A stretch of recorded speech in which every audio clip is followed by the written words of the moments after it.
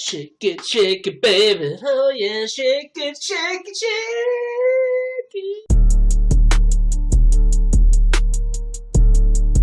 There's the chin! Muscatino Gabriel Santos muting the masses in the land down under and gets the biggest win of his career.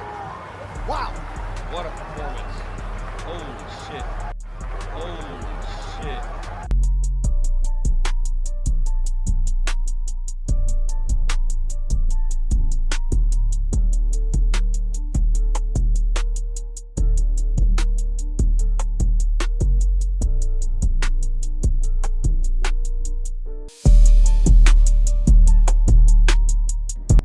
Bryce retires from, UFC, get hurt and stuff, retired. Like, what the people he was talking about, you know what I'm saying? I'm being honest. They most of the time you're gonna be working for them or some shit like that. It's best to keep your mouth shut. You don't gotta tell everybody all your opinions. I have opinions about a whole lot of shit, like what the flat earth shit. Some of y'all don't believe in that shit. So what? So what? I choose to believe in the earth that the way God described it in the Bible. So if you don't believe that, I don't give a I'm not trying to cram it down your throat. And that's why I was telling Bryce, like, yeah, some of the shit you believe, just teach it to your kids, and you don't gotta put the shit out there. So you don't get cancer and stuff like that, so you can go and continue to make a living. What if Bryce wanna go and do movies afterwards? What if Bryce wanna do movies?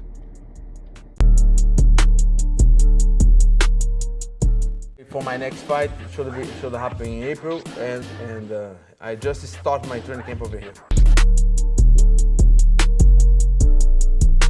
Now you've been inside the octagon with John Jones, you've been inside the octagon with Francis Ngannou. If we ever got that fantasy matchup, who do you think would win? Who was more powerful inside the cage? Well, Francis, yeah, he's got great power. He's getting better every fight. With Jones, he's one of the best of all time, if not the best of all time. He's just smart, real tricky, but with Francis, he always comes with a game plan, but also he's got thunder in his fist, so that's a tough fight. I think John would keep his distance, do well, get him down to the ground, but if Francis connects, all over. Well, you're the former baddest man on the planet. Would you consider that to be Francis right now, or would you consider that to be John Jones right now? I mean, I would go Francis just because, he's doing great. With his boxing, I would go Francis. I think this summer, we could have a fight here in New Orleans. And who would it be against? There's a lot of talk that it might be Paddy Pimblett or somebody. Who's it going to be? It's 100% not Paddy Pimblett. Okay. Legends only. I'm not going to retire.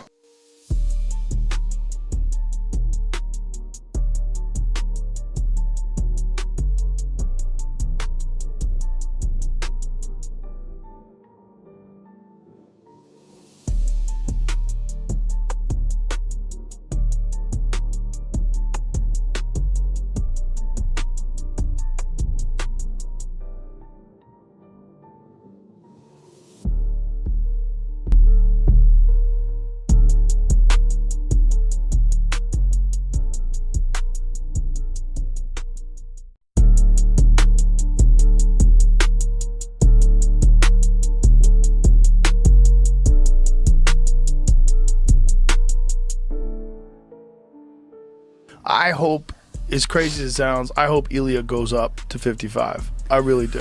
What about Volkanovski, Diego Lopez, 45. I'll take that. Ilia goes up to 55. I don't care if he only defended the title one time or didn't. Agree. Who cares? You want Ilia to fight Makhachev? Let's go. Oh. Yeah, Let's go. Face a couple of those guys first, like you just said. Yeah, it'd be nice, but also, who cares? Let's go. Yeah, but That's if you want to make the big fight for big. July. You want to make that big fight in July. Is it the Volkanovski rematch? I don't know. I think Volkanovski's people want to probably see him win one.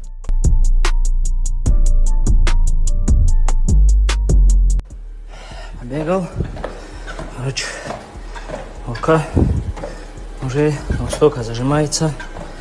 Можно будет бить через 4 месяца. Скорее всего, вернусь через 6.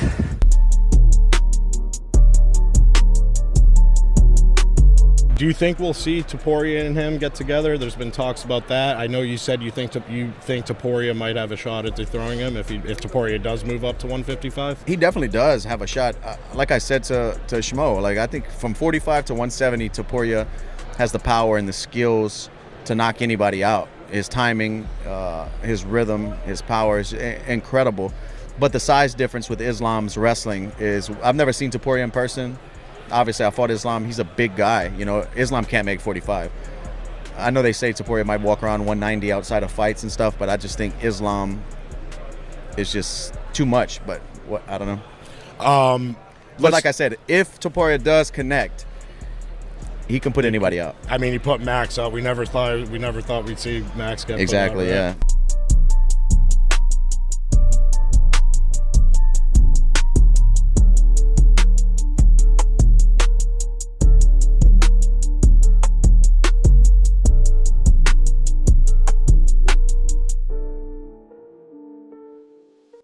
Would you like for your next fight to be at 125 against Valentina?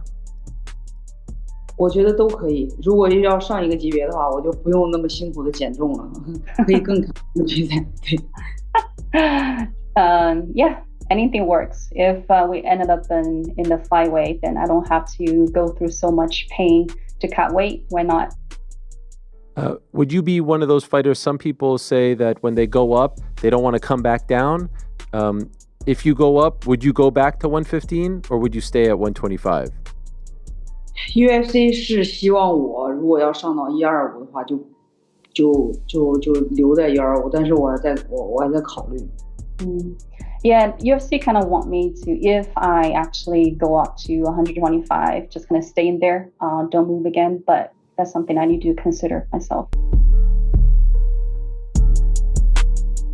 If we do see a match between DDP and Alex Pereira, I'll definitely put my money with DDP. DDP stylistically is a problem, dude. And I know DDP's gonna go in there and wrestle. I think with the grappling, I think that could be very problematic. But there's one thing that I will say. You will need to be careful because Alex Pereira does a really good job of countering. And there's a lot of little sloppy things that DDP does. But I think I'll put my strengths and his mixing of the fighting against a guy like Alex Pereira. I don't know if I favor him against Alex Pereira. That's blasphemy. Yeah. You said that. That's blasphemy. No. I would not count this dude out, man, just because stylistically. I want to see those two fights first. Khamzat Chimaev, potentially Nasruddin Imavov, then potentially move up. Because at that point, you can say, I've gone through that top 5 in that division. I deserve to move up. If that matchup does get booked with him and John Jones, what's the best advice you'd give Tom Aspinall? Don't do what I did.